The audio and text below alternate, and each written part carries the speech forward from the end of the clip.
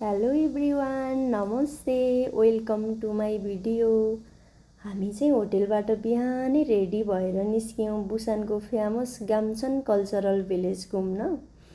यो ठाउँलाई कोरियाको माचु पिचु पनि भनिन्छ किनभने यहाँको कलरफुल घरहरू, हिलसाइड भ्यू एकदमै वाउ छ।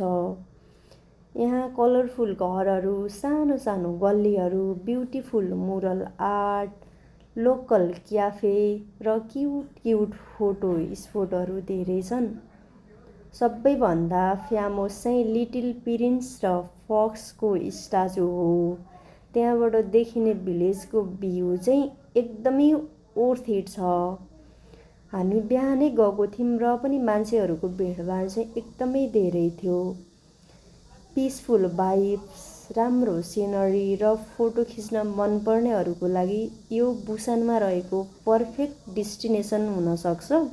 सो इफ हजुरहरू पनि बुसान घुम्न जाँदै हुनुहुन्छ भने गाम्सन कल्चरल भिलेज चाहिँ डेफिनेटली मिस नगर्नुहोला भन्न चाहन्छु। म चाहिँ कोरियाको ट्राभलको यस्तै अरू भिडियो हेर्नको लागि लाइक, कमेन्ट र फलो गर्न नबिर्सिनुहोला।